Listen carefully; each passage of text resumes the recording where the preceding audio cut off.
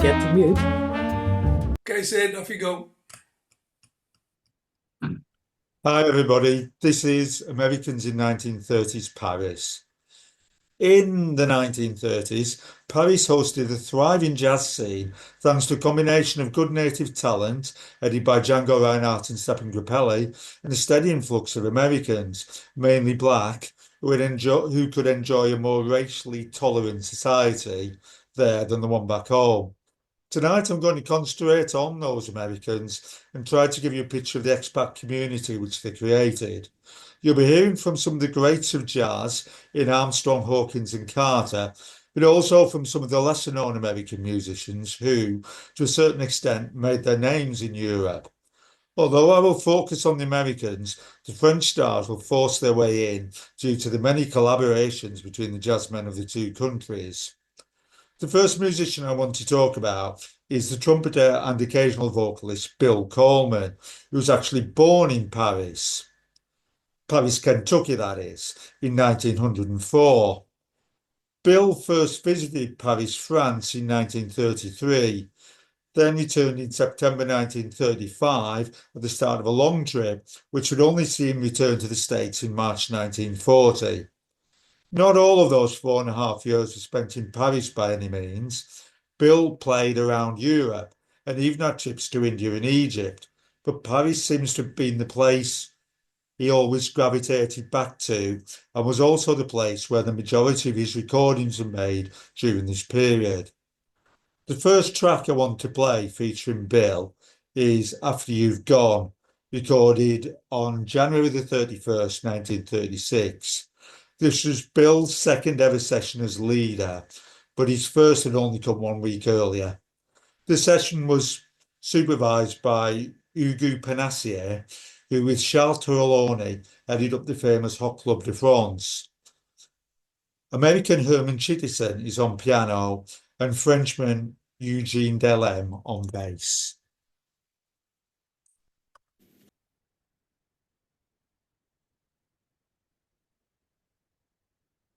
We'll be hearing more about the pianist Herman Chittison later.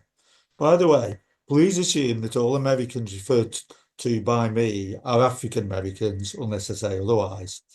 I've consulted a wide variety of resources to try to gain an understanding of the jazz scene in Paris before the war, and the best find has actually been Bill Coleman's autobiography, Trumpet Story. Bill paints a vivid picture of the community of African American expats in Paris, the lifestyle they led, and the haunts they frequented. He also discusses many of the musicians, and Bill's observations will be cropping up throughout the evening to assist in putting flesh on the bones of the various characters in you. My next track, credited to Bill Coleman et son orchestre, is Bill Street Blues.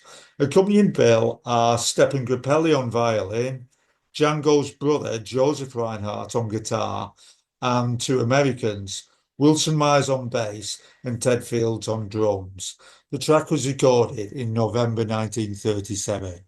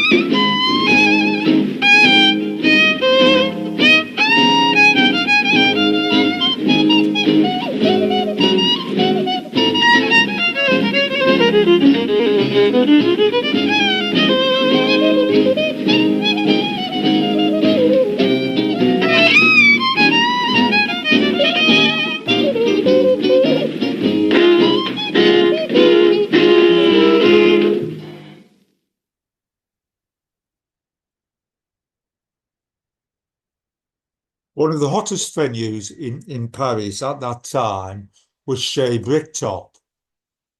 Picture coming up. Named after its proprietress, Ada Bricktop Smith. Ada was a light-skinned African-American with red hair, and hence the Bricktop sobriquet.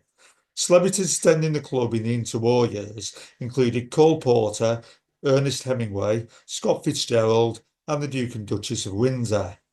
Bill Coleman, however, met Ada in a different situation. Although he wasn't a specialist singer, he was hired for vocals only at another club called Le Bleu. When he got there, he learned that he would be performing with some people who called themselves Le Cantet du Hot Club, including Django Reinhardt, Stephen Grappelli, Joseph Reinhardt, and Barrow Ferre. At that time, Bill had never heard any jazz like it. I think it was around 1935, and he was absolutely knocked out. He relates that Ava Smith was there, also in a singing capacity, and despite her popularity, she wasn't a great jazz singer, but he was so jealous of Bill's singing, which led to his job being terminated after just 4 days. That's the way he told it. But, jazz apart, Bricktop Smith was indeed an acclaimed singer and dancer, and Cole Porter is said to have written Miss Otis' Regrets specially for her. Next is a track with Bill Coleman on vocals as well as trumpet. The recording is from November 1935 and credited to Garner Clark and his Hot Clubs 4. Clark is on piano with George Johnston clarinet, Django Reinhardt guitar, and that oddly named man, June Cole, on bass. All the players are American except Reinhardt, and the song is The Object of My Affection.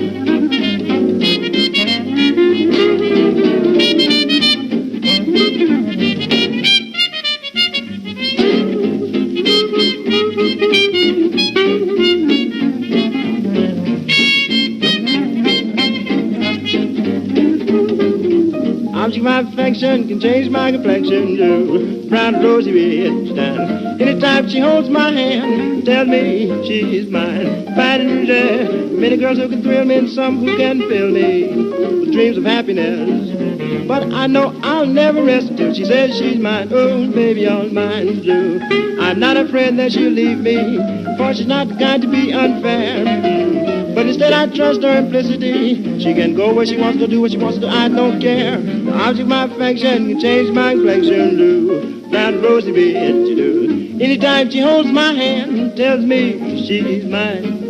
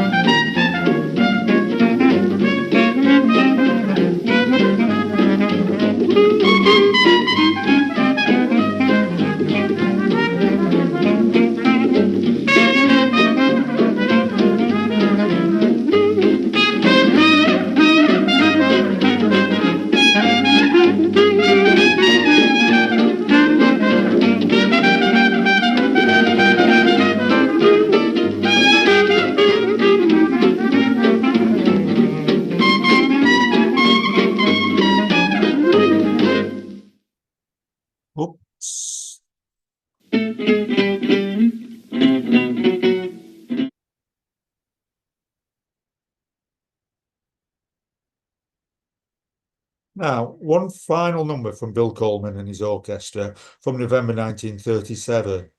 The tenor sax player is the American Frank Big Boy Goody, whom Coleman described as being 7 feet tall and 300 pounds in weight. Goody lived in Paris from 1925 to 1939 and was a regular musician at Bricktop's. He trained as an upholsterer in New Orleans, and it is said that he carried a bag of upholstery tools around with him to supplement his income. Goody also played clarinet, but I suspect that the clarinet solo following his on tenor is by Frenchman Christian Wagner. Django Reinhardt is on guitar, and the rest of the band are local French musicians. The track is I Ain't Got Nobody, written by the African-American songwriter Spencer Williams, who also wrote Basin Street Blues and many others. I'm now going to focus on the pianist from tonight's first number, Herman Chittison, a fine stride piano player who, like Bill Coleman, was born in Kentucky, but in Chittison's case in 1908.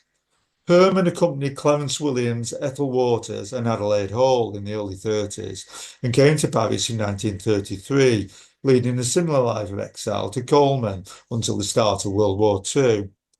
Bill and Herman seem to have got on okay, but the trumpeter does have a bit of a dig at the pianist in his book, claiming that Chittison could be a little bit underhand.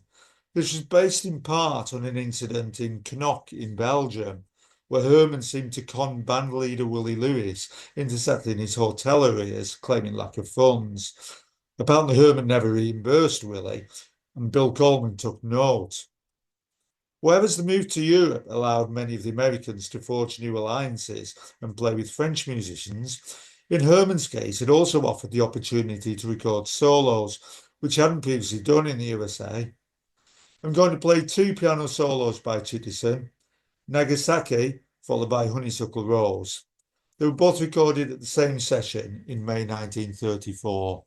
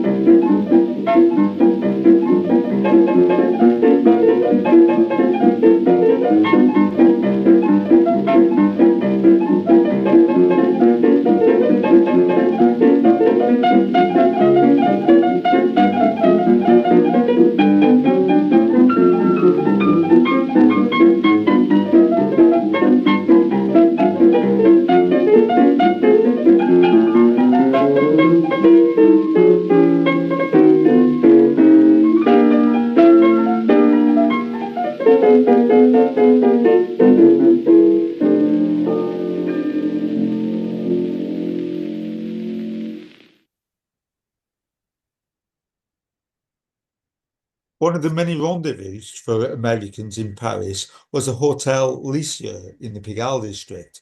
Staying in this hotel on his first visit to the French capital in 1933, Bill Coleman fell in with the pianist Freddy Johnson, who played in the cabaret at the Hot Feet Club, and the two became friends, jamming together in the club. Freddy also owned some Louis Armstrong records and a record player, so Bill and Freddy would go to Freddy's room to listen to them. Freddy formed what was known as an all-star orchestra with trumpeter Arthur Briggs, about whom there'll be more later. I'm going to play a track by them, recorded in July 1933.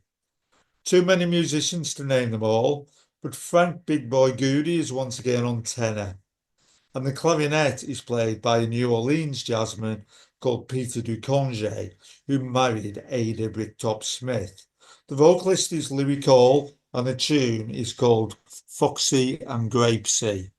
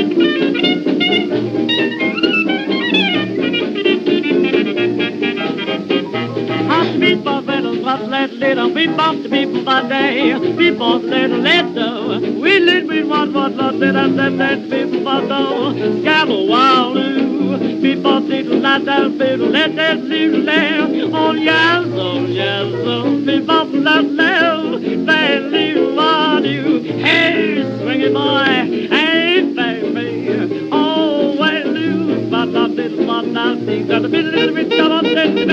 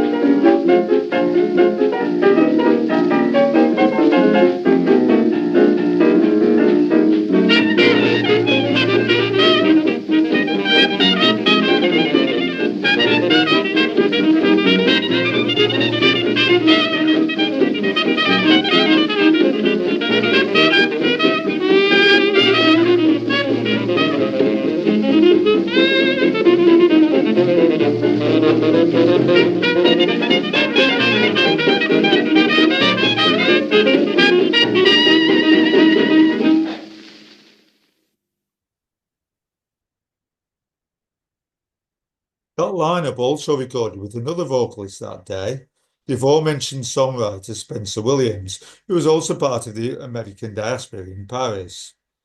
11 days later, a slimmed-down version of the group, still containing Johnston and Briggs, backed the German singer Marlene Dietrich on a tune called Wo ist der Mann? Freddie Johnson went on to live and work in the Netherlands, where he teamed up with Coleman Hawkins. He worked at a club in Amsterdam until December 1941, when sadly he was arrested by the Nazis. Johnston was interned in Bavaria until February 1944, at which time he was repatriated to the USA. I've got one more track recorded under Freddy's leadership, The Blue Room, recorded in June 1939. This is our first opportunity to hear the renowned French tenor saxophonist Alex Combel, who also doubles on clarinet. The rest of the band is American, including Louis Bacon on trumpet and John Mitchell on guitar.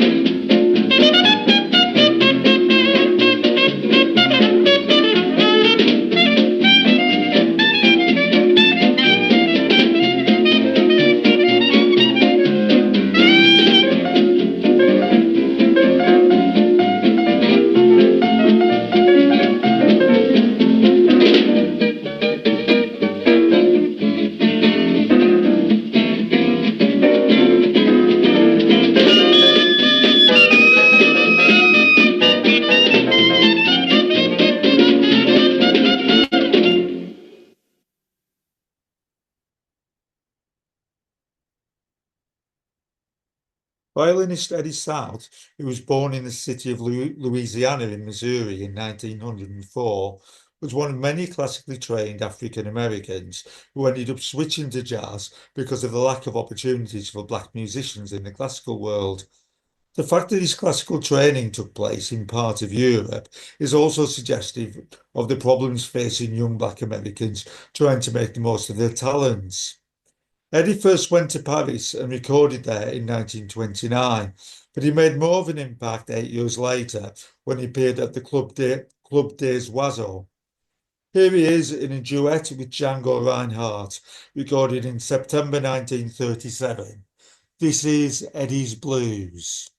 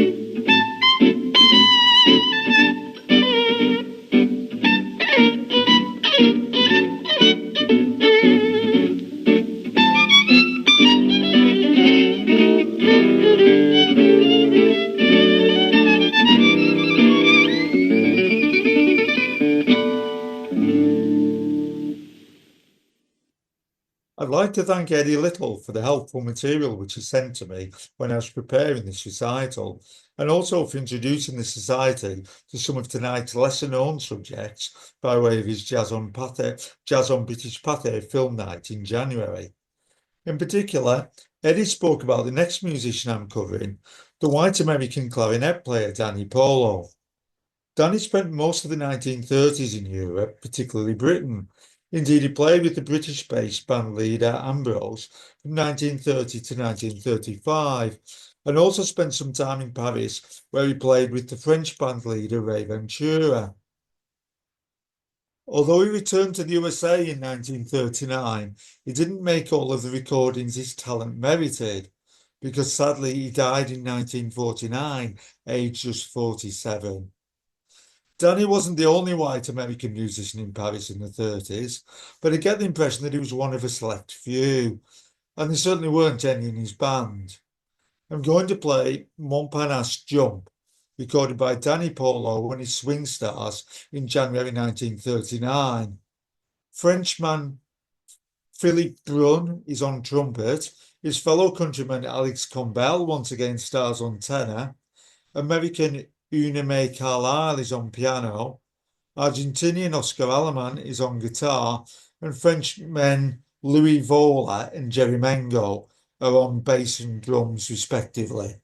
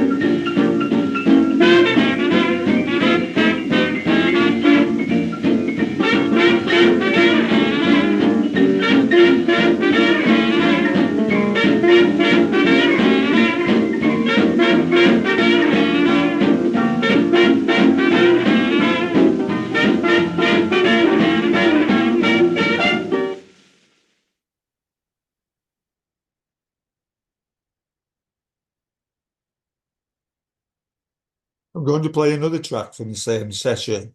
This time it's just a trio with Danny on clarinet, American Garland Wilson, another musician who Eddie referenced his time in Britain, on piano, and Jerry Mengo once again on drums.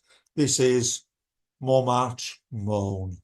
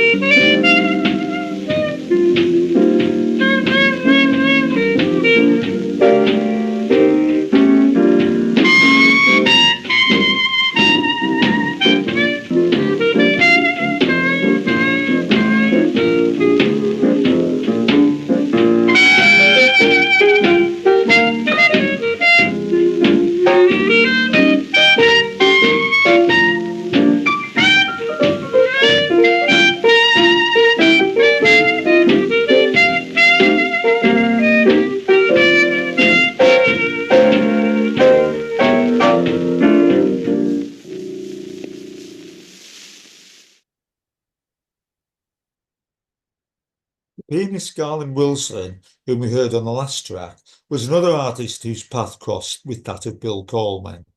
They played a concert together in Paris in July 1936 at the École Normale de Musique, and another American, the blues singer Alberta Hunter, was also on the bill. Unfortunately, Alberta didn't record in Paris, although she did record in Britain during the same European trip. Garland Wilson, as Eddie pointed out in his Pathé recital, accompanied the American singer and actress Nina Mae McKinney on a European tour.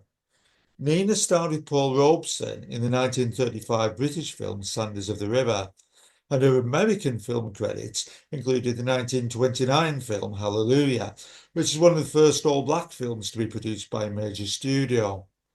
Her husband, Jimmy Monroe, opened a club in a small street called Cité Pigalle, which featured the latest jazz records and became a meeting place for African-American musicians.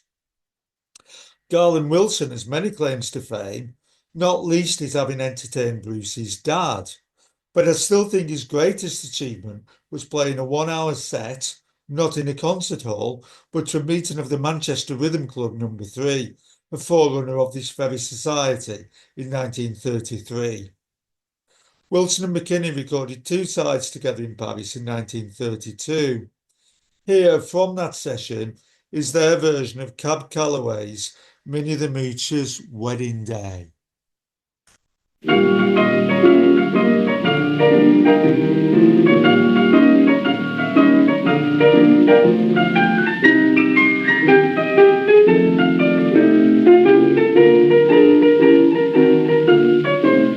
When folks down in Chinatown start acting gay, there's something in the air that makes them feel that way.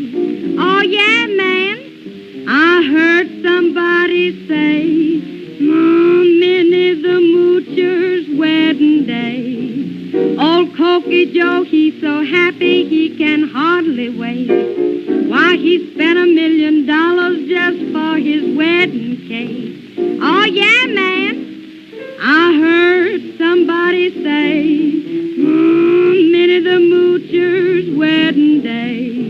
You better come on down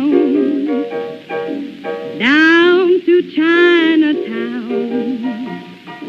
You better come on down.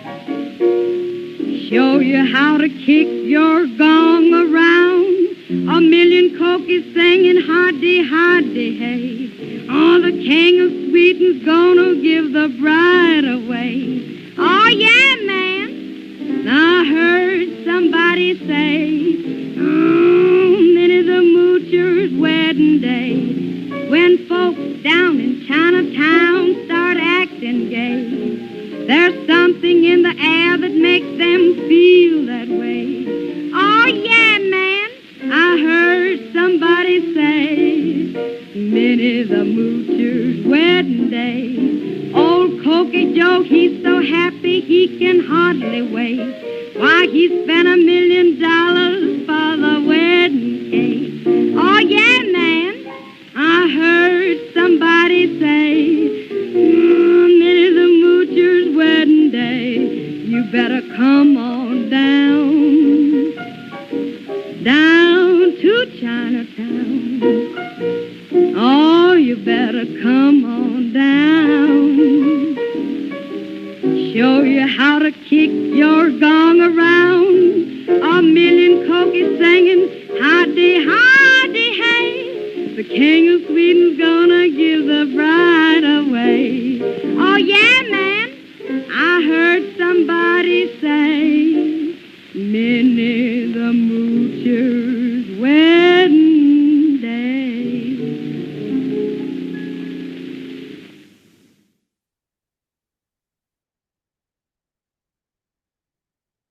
We've had some fine pianists already, and here's one more.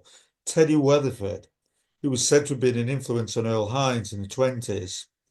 I found it difficult to obtain a lot of information about him, but his main contribution to jazz history may be his playing with Erskine Tate's Fondome Orchestra and guest Louis Armstrong in a 1926 session much valued by Armstrong fans.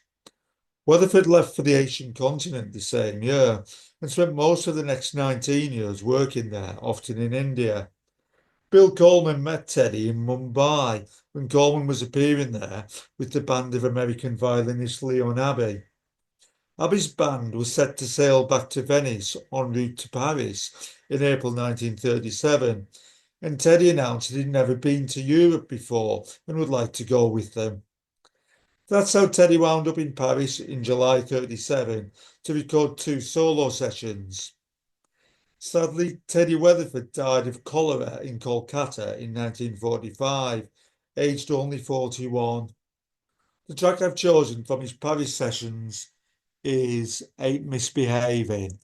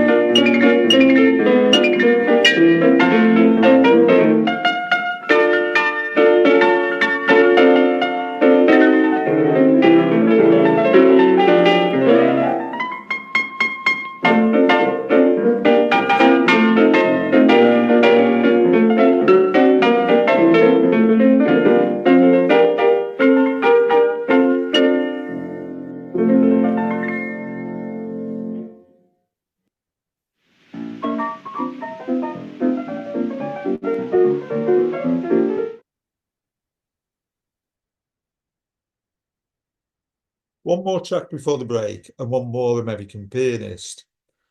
Joe Turner, like Teddy Weatherford, had an Armstrong connection, having recorded with Louis' orchestra on a couple of New York sessions in 1930. Judging by his discography, he must have spent the last 4 years before the war in Europe, including at least a couple of visits to Paris. He returned to Paris in 1962 and lived there until his death, aged 82, in 1990.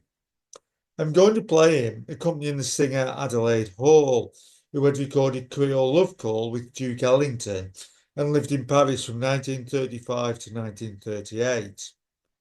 Adelaide also had a husband who ran a nightclub, La Grosse Pomme, in Rue Pigalle, and she often appeared there. She also appeared at the celebrated Moulin Rouge. When Adelaide initially arrived at the theatre, she got the shock of her life. A giant mural of her had been painted on the side of the building, from the pavement to the roof, and the public had to walk between her legs to get to the box office. Unimpressed, Adelaide's husband, the Briton Bert Hicks, said, "If this is show business, you can count me out." The track I've chosen is Truckin', written by Rube Bloom and Ted Curler, and recorded in January 1936. This is the end of the first half.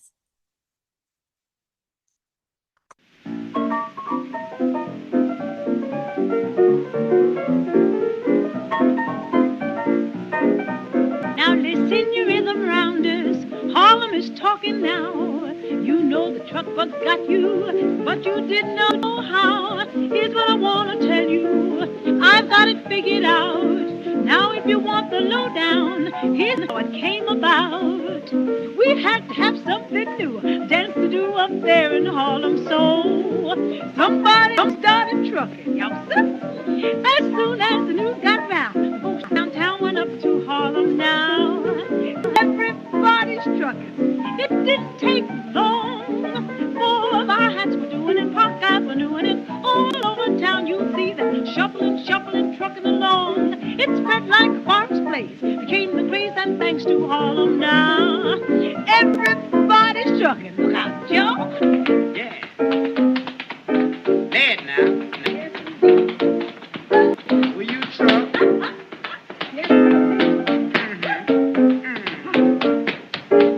Oh, truck, girl.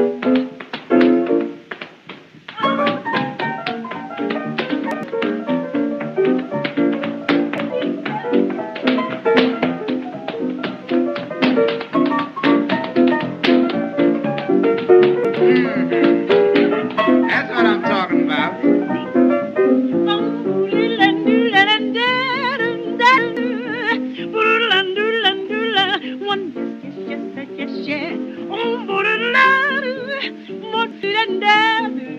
And everybody's trucking now.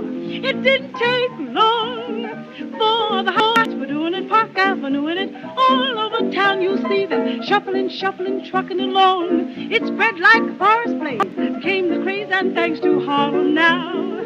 Everybody's trucking on down. What did I do there? Yeah.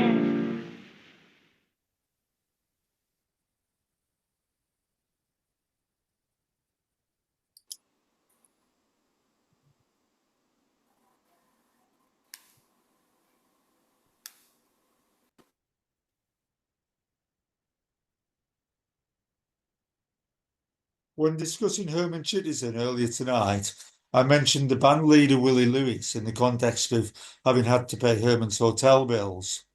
Willie had travelled to Europe with Sam Wooding's band in the 20s and formed his own band in 1931 when Wooding's disbanded. In 1935, he offered a job to the multi-talented Benny Carter, just at the time that Benny was looking for a fresh challenge. The Lewis band, known as Willie Lewis and his Entertainers, was playing a club called Chez Florence on Rue Blanche, not far from the Hotel Lycia, which was identified by Bill Coleman as a hub of African-American activity.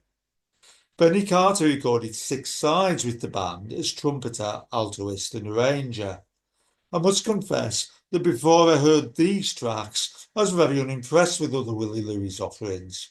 Shel Deloney said it was simply not a good band, and that the posh Chez Florence was rather hostile to the small group of true jazz fans attending just to see Carter. Benny seems to have pulled the band up by the bootstraps. The track coming up is Stardust, recorded in January 1936. The band is predominantly American, although there are a couple of French recruits, including trumpeter Alex Reinhardt. Herman Chittison is on piano, Benny's on trumpet and plays the solos, except that the muted trumpet in the first chorus is probably Bobby Martin. Here is Stardust.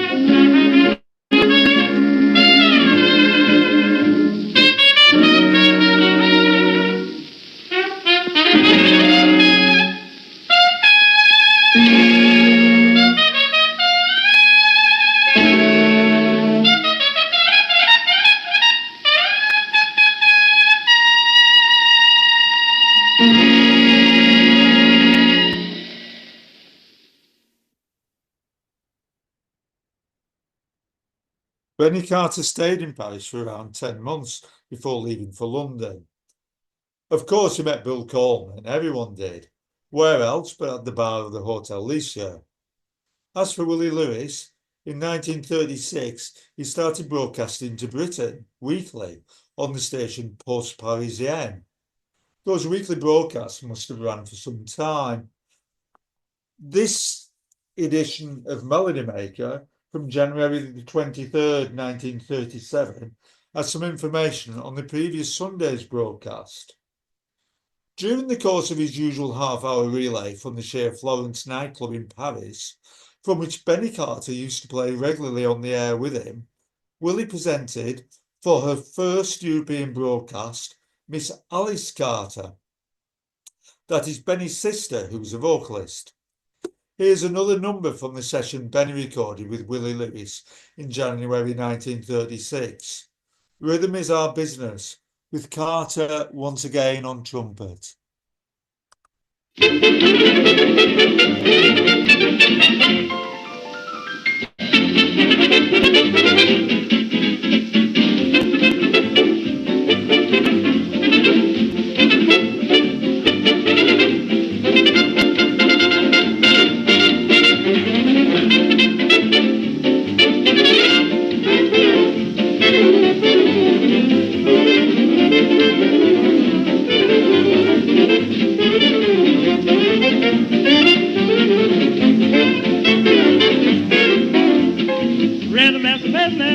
Rhythm is short swell.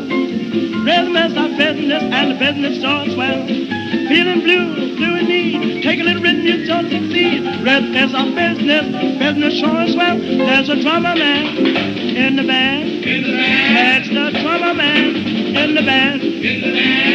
When he hit licks with sticks, make you folks do new hot tricks. Saxophone in the band. Shows the saxophone in the band. When he runs down the scale, make you folks bob it up there. Guitar man in the band. Johnny's the guitar man in the band. When he beats out the chords, make you folks get you what's on. Piano man in the band. Just the piano man in the band. When he beats on the box, make you folks get him up. Trumpet man in the band. In the band. When he hits high, make you think you're in the sky.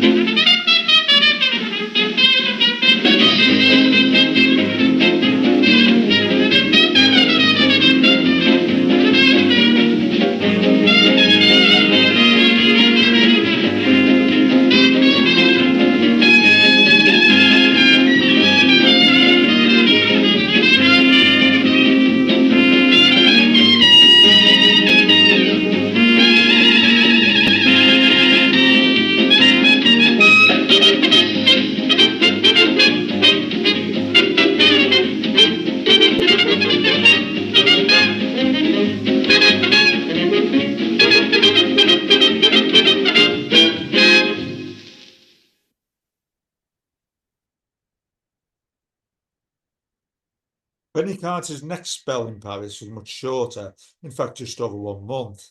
He arrived there on April the 6th, 1937, fresh from a trip to Amsterdam, where he had played in a concert with Freddie Johnson's band. Benny and Freddy came from the same neighbourhood in New York and were friends in their teens. In fact, Freddy used to call round to Benny's house to see Alice.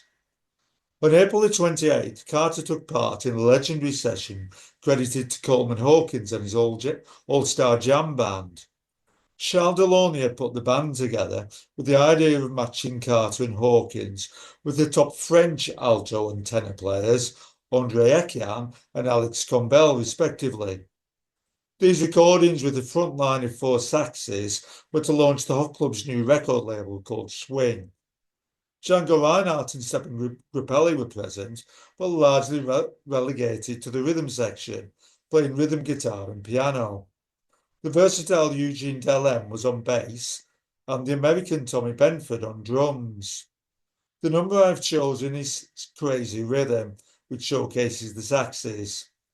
Andre Eckham takes the first solo on alto, followed by Alex Scombell on tenor.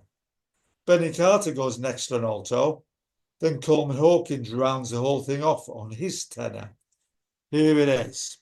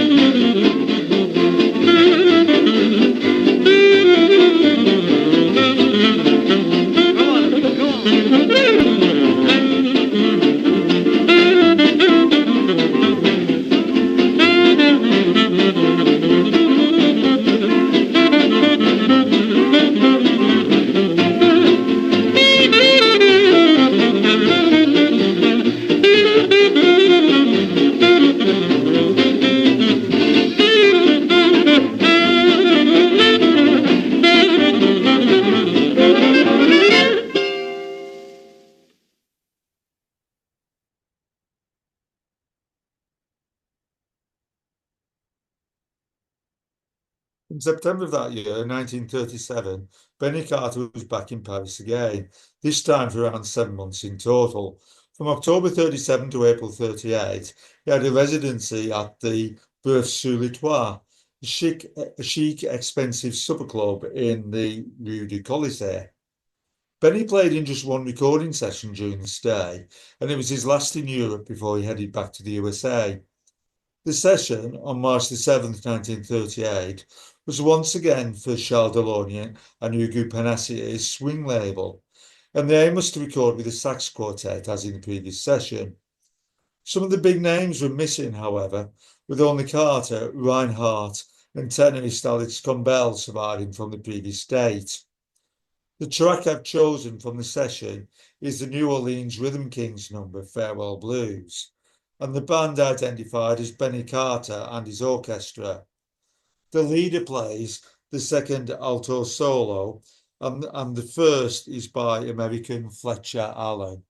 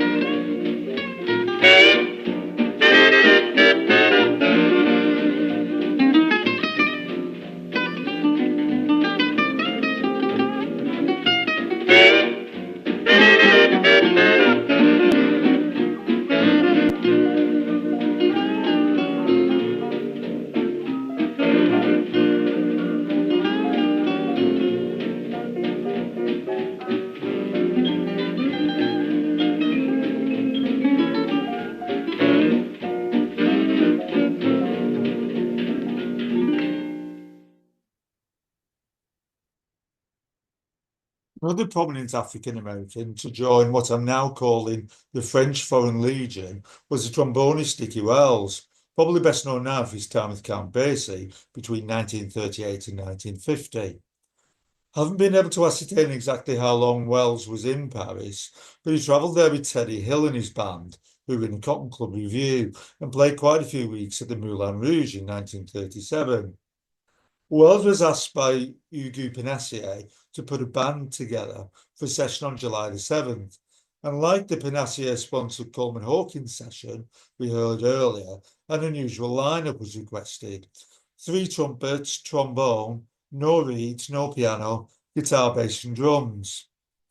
Django Reinhardt was to be the guitarist, but I think it was expected the rest of the band would come from Teddy Hill's ranks. Dickie approached Coleman Hawkins, however, for trumpet duties, as they were close friends, having played together in the States for various bands. A trumpeter Dickie could have called upon was an 18-year-old called John Burks Gillespie, who had recently joined Teddy Hill. But there was quite a lot of opposition to Dizzy from the Teddy Hill men, who thought him young and wild, and from Panassier, who thought him too inexperienced. Who knows what might have happened had they thought differently.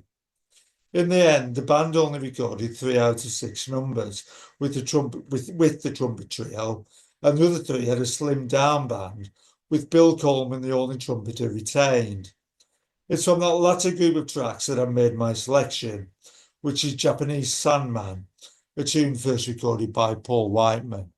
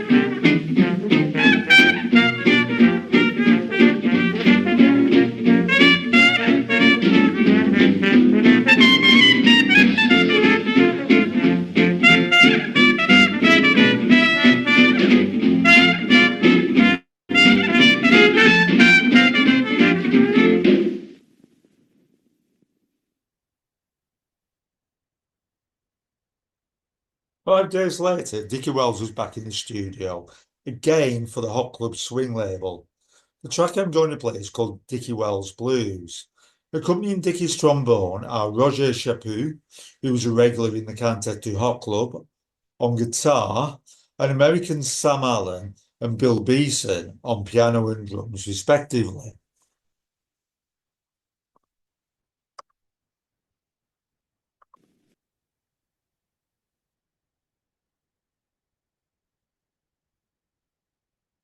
With each artist, I've tried to add some background to the recording by talking about where they worked in Paris, who they hung out with, where they stayed, etc.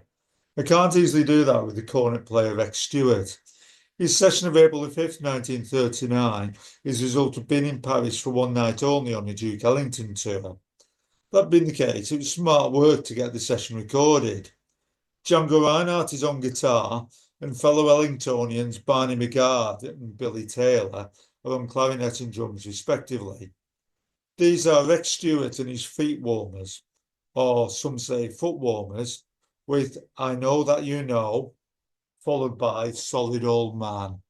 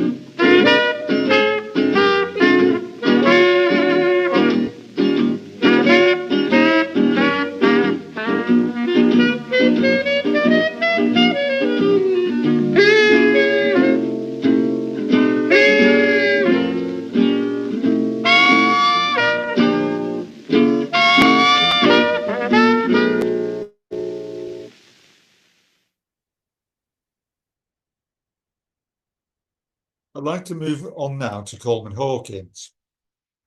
The Hawk worked in Europe from 1934 to 1939 and visited Paris 5 times, from what I can gather. His second visit and the first of his recordings commenced on February the 20th, 1935, when Bean, as he was often known, flew into Paris following a stint in Holland with Dutch Dekker and the band The Ramblers, which his friend Freddy Johnson had been instrumental in setting up. Hawkins had arrived in the French capital initially to play a concert organised by the Hot Club, but shortly afterwards, on March the 2nd, he took part in a recording session with Michel Warlop and his orchestra. Coleman was pleased with the session, despite having stomach trouble due to his not being used to what he called that rich French food. The band is too big for me to list all the personnel, but Arthur Briggs is one of three trumpeters, Andre Etienne, one of the altos, Alex Combel on tenor, as well as the Hawk, Stephen Grappelli on piano, and Django Reinhardt on guitar. I've chosen the track Avalon, which has a superb solo by Hawkins and also has solos by Arthur Briggs and Django Reinhardt.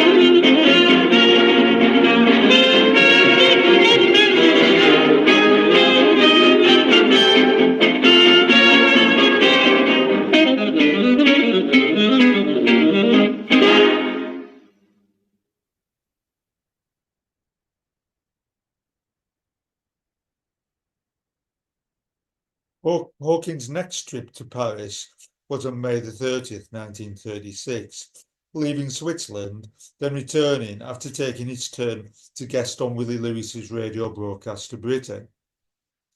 That show was picked up in London and reviewed favourably by Melody Maker. In 1937, things were just as hectic. A concert in Paris on April the 23rd, a broadcast and recording session in Holland, then back to Paris for April the 28th, and that wonderful all-star band session that we played a track from earlier. This will be Hawkins' last Paris session of the 30s, and many rate it as one of his best ever. I'd like to play one more track from the session, Out of Nowhere. Django Reinhardt plays the intro, Benny Carter is the muted trumpeter, then the Hawk takes over. Here it is.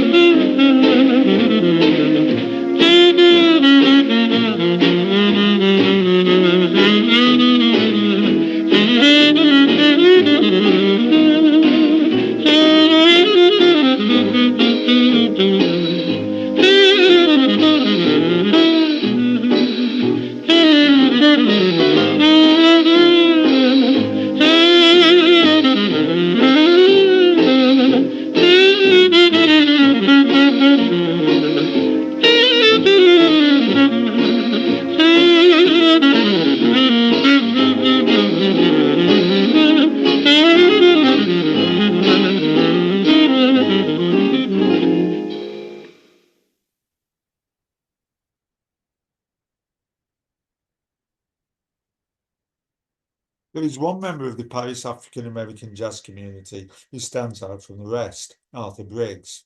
The historians among you will laugh and point out that he was actually from Grenada, which is true. But he posed as an American, assimilated himself into the American Expat Society, and was so much a part of the fabric of French 1930s jazz that he can't be left out entirely. At the time, even his friends all believed him to be American. Arthur was one of the long stayers in Paris, like Bill Coleman, and his biography, like Bill's, is a wonderful window into the 1930s in that city. I don't want to dwell on his life too much tonight, however. It's not just that his true nationality doesn't quite fit with the evening's title. The main reason for me is that Arthur Briggs' life was so much more than 1930s Paris, and his musical career took far more twists and turns as well. I've decided that artist should have his own recital sometime in the future. We have already heard quite a few recordings that Briggs appeared on, and here's one more to whet your appetite for longer appraisal. Drabbing Blues from June 1933. Arthur Briggs on trumpet, accompanied by Freddy Johnson on piano.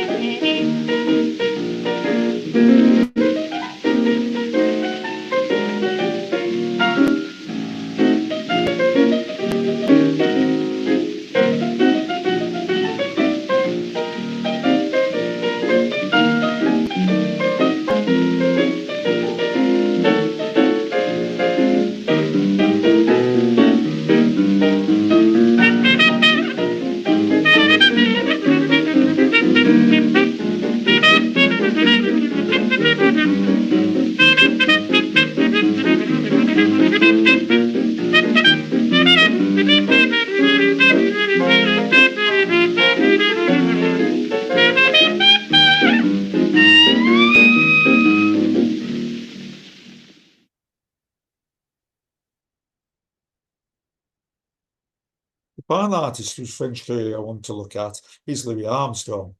Satchmo arrived in Paris in April 1934, straight from a tour of Britain, intending to rest and have a holiday, an aim which he pretty much achieved for the first few months. At one stage, Louis and his wife Alpha stayed at the home of Bricktop Smith and her American husband Peter Duconge.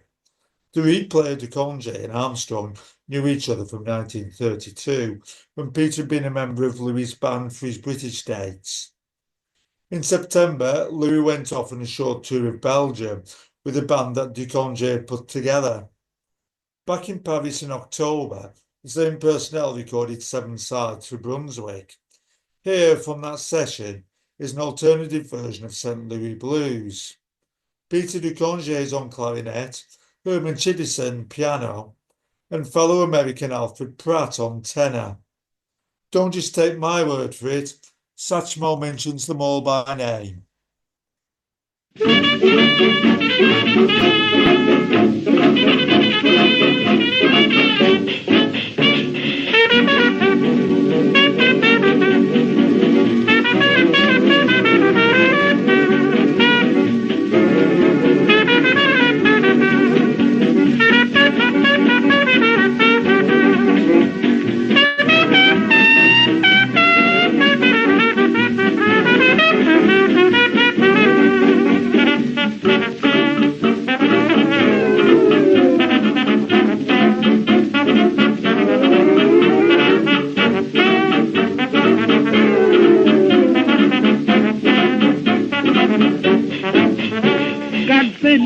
As long as I can be. Now my God got a heart like rock in the sea. And beat my soul, my baby's trying to beat me.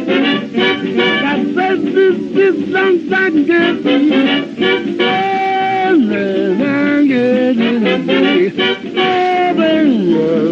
Trying to beat me.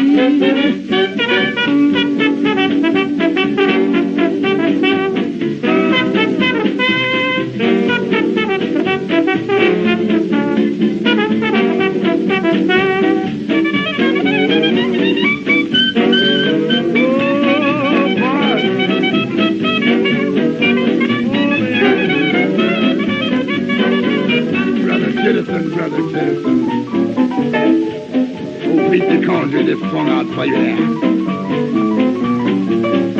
All right, Brother Brett, let's go there, son. Yeah.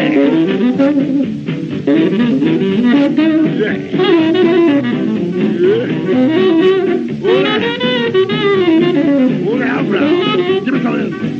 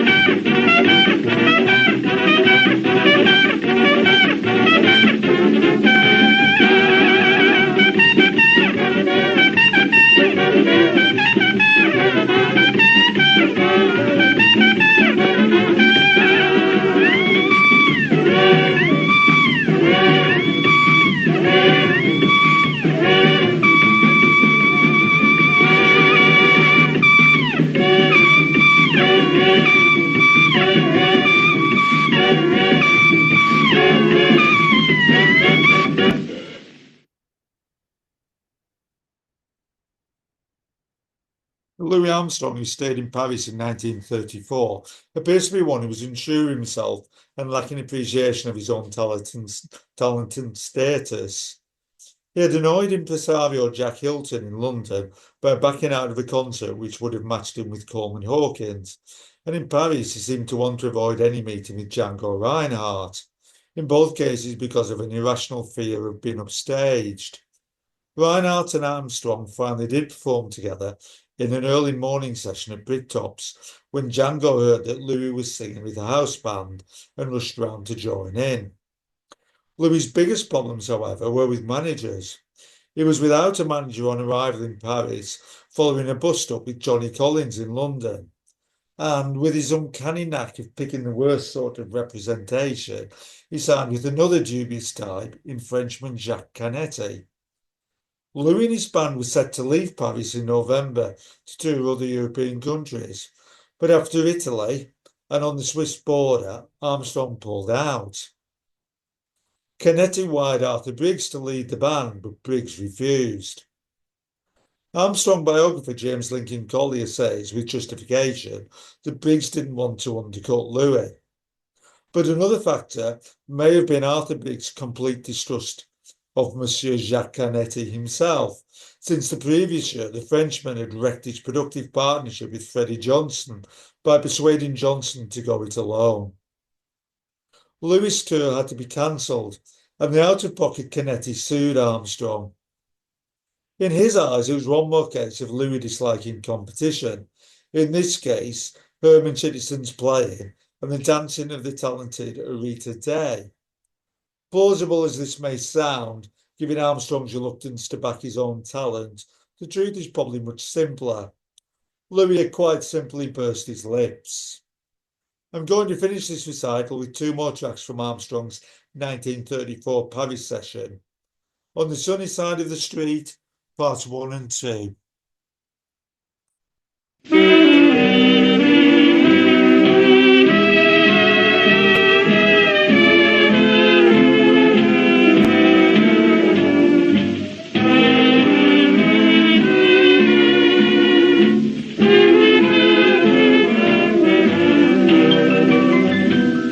Grab your coat, grab your hat, baby. Leave your worries on the doorstep. Just direct your feet on the sunny side of the street. Can't you hear that bit of bad bass? The happy tune is your step. Life can be so sweet on sunny side of the street. I used to walk in the shed with those blues on parade, baby doll. But I'm not afraid, baby. My rover crossed over, baby. If I never have a cent, babe, I'll be rich as Rockefeller, with gold dust at my feet on the sunny side of the street. Grab your coat, grab your hat, leave your worries on the doorstep, baby. Just direct your feet on the sunny side of the street, faces of the Can't you hear that bit of band? Oh, the happy tune is your step, baby. Life can be so sweet. Oh, baby, baby, the sunny side of the street. I used to walk in the shade, baby, with those blues on thread. Oh, but I'm not afraid, baby. My rover crossed over. If I never have a cent, I'll be rich as Rockefeller, man. With gold dust at my feet on sunny side street.